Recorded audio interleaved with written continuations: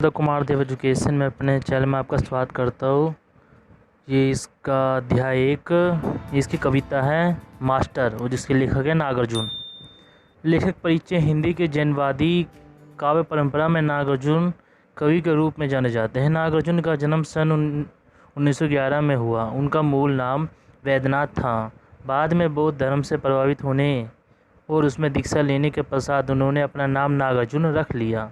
नागार्जुन का पंजाबी सिंहली आदि भाषाओं पर भी विशेष अधिकार था, जिसका प्रभाव उनकी साहित्यिक भाषा पर दिखाई देता है। प्रेमचंद के संपर्क में आकर किसान आंदोलन में जुड़कर और वामपंथी विचारधारा से प्रभावित होकर नागार्जुन की दृष्टि पूर्त प्रगतिशील हो गई। सन 1968 में रचना पात्रहीन महापर साहित्यिक अकादमी पुरस्कार में से सम्मानित हुए। मैथिली शरणगुप्त सम्मान और भारत भारती जैसे अनेक पुरस्कार भी इन्हें नवाजा गया। हिंदी साहित्य को कविता, उपन्यास से निबंध, कहानी, अनुवाद, यात्रा वृत्ति आदि विधाओं से समृद्ध करने वाले इस साहित्यकार का देहांत सन 1998 में हुआ। नागार्जुन का प्रमुख रचना इस प्रकार है। कविता संग्रह। धारा, सतरंगे पंखों वाली प्यासी, धराई आंखें, खिचड़ी, पल विप्लव, देखा हमने तुमने कहा था, पुरानी जूतियों का कोरस, हजार हजार बातों वाली खर्च, मुस्बाकुर, खंडकाव्य। मैथिली कविता संग्रह चित्रपत्रहीन नगपाद। संस्कृत काव्य संग्रह धर्मलोक दशतम, देश दशकम, कृष्ण दशकम, श्रीमिक दशकम। निबंध निहीनिम, क्रियाहीनिम। उपन्यास रीतिनाथ की चाची, बाबा बैट सरनाथ, बल्च नामा, बाईपोद, इमृतिया, जमनिया के बाबा। नागार्जुन की कविता बहुआयामी है, जिसमें इन्होंने कविता और मजदूरों के जीवन, संघर्ष, नेताओं के दोहरे व्यक्तित्व, साम्राज्यवाद का विरोध और जनतंत्र की स्थापना, मानव अधिकारों की रक्षा जैसे विषयों को बराबर उठाया। शोषित वर्ग को अपने जीवन में मिले अभाव और पीड़ा ने उन्हें दूसरों के प्रति संवेदनशील बनाया। उनकी यह संवेदनशीलता उनकी अन्य कविताओं की भांति मास्टर कविता में भी स्पष्ट दिखलाई पड़ती है। कविता का सार। नागार्जुन की यह कविता सीमित गांव एक प्राइमरी शिक्षक के जीवन की दयनीय स्थिति को दर्शाती है। इसमें नागार्जुन ने पहले देहात और देहात के विद्यालयों को चर्च शासित अवस्था का चित्रण करते हुए बताया है कि देश के बच्चे कैसे वर्तमान में शिक्षा ग्रहण करते हैं, जो कंधे आगे चलकर देश का भार उठाने वाले हैं। उनके विद्यालयों की छतें और दीवारें घुन खाकर चरमरा रही है।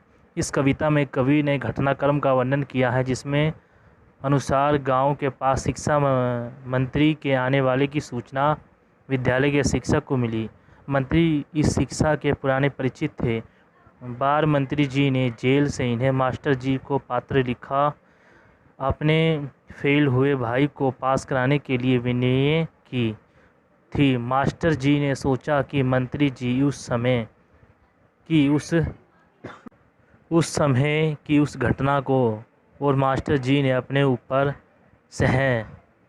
असहसान को याद रखते हुए उनकी बात अवश्य सुनेंगे। इसलिए उन्होंने अपने देहाती स्कूल के दीनहीन बच्चों को लेकर मंत्री जी से मिलने की योजना बनाई, ताकि वह नगर निगम विद्यालय की चर्च अवस्था का वहां पढ़ने वाले बच्चों की आर्थिक, शैक्षिक विपन्नता, देहाती शिक्षकों के वेतन ना मिला आदि समस्याओं से परिचित करा सके। उन्हें पूरा विश्वास था कि प्रजातंत्रीय व्यवस्था के महत्वपूर्ण भाग और जनता के प्रतिनिधि होने के नाते मंत्री जी उनकी बात सुनेंगे, देवतीत होके और तत्काल किसी सहायता का आदेश भी देंगे। किंतु ऐसा कुछ नहीं हुआ। मंत्री जी चमचमाती कार में अंखर कस्को के घरे हुए आए। माला पहनने वाले देहाती मास्टर और फूल बरसाने वाले बच्चों की ओर मुस्कुराकर फेंकी और फिर अपने लिए सुरक्षित स्थान में चले गए। मास्टर जी ने पुनः प्रयास किया कि मंत्री जी उनसे मिले किंतु घेरे में घिरे मंत्री जी से मास्टर जी मिल ही नहीं पाए। पहिएदारों ने दरवाजे से ही धक्का देकर देहाती मास्टर जी को बाहर कर दिया। मंत्री जी और उनके अंगरक्षकों के इस व्यवहार के दुख होकर मास्टर जी लौट आए और उन्होंने उन्हें एक विरोध पत्र लिखा। इस पत्र में उन्होंने मंत्री जी के अहंकारपूर्ण व्यवहार और उनमें मंत्रित्व काल में विद्यार्थियों की दुर्दशा की ओर उनका ध्यान दिलाया और आग्रह किया कि वे प्रशासन में अपने दबदबे और शक्ति का प्रयोग करते हुए चौपट देहाती स्कूलों, वहां पढ़ने वाले शोषित मेहनतान काश बच्चों और शिक्षकों की दशा को सुधारने के लिए करें, ताकि ग्रामीण बच्चे भी शिक्षा के लाभ से वंचित ना रहे।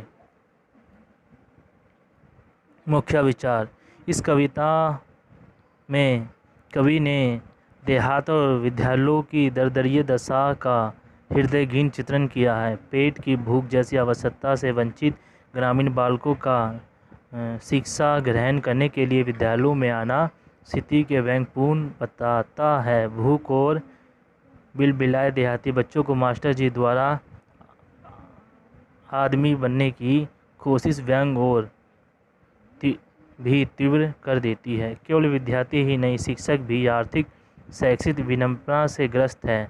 समाज को शिक्षित करने का पीड़ा उठाने वाले देहाती नगर निगम शिक्षकों को महीनों वेतन न मिलना शासकों की उनकी प्रति असंवेदनशील दृष्टि को दर्शाता है। जनता के तथाकथित प्रतिनिधि, राजनेता एवं मंत्री किस प्रकार व्यय पाते ही जनता की समस्याओं से मुंह मोड़ लेते हैं, इसका यथाकथ्य अंकन किया गया है। पदसीन नेता अपने पद और शान शौकत में डूबे रहकर आदमी के दर्द से बेअसर ही नहीं हो पाते, अपितु स्वयं को उनसे अलग क्लास समझने लगते हैं। उनके परदर्शी मुँह लगे तरतरी सिपाही और नौकर चाकर भी फरियाद लेकर आए व्यक्ति को थकियाने में देर लगाते, क्योंकि वह भी स्वयं को कम शक्तिशाली मानते हैं। इतना सब होते हुए भी देहाती शिक्षकों का मनोबल एवं आत्मसम्मान इतना कम नहीं हुआ कि वह राजनेताओं को चुनौती दे सके। मंत्रियों को तटस्थ एवं अपेक्षापूर्ण रवैये का विरोध करते और विरोध पत्र लिख डालने की ताकत वह तब भी रखते हैं। अनुच्छेद पर आधारित प्रश्न। मित्रों, ये कविता समाप्त हुई। हम आपको मिलेंगे नेक्स्ट कविता में। वीडियो अच्छी लगी वीडियो को लाइक करें, चैनल सब्सक्राइब करें।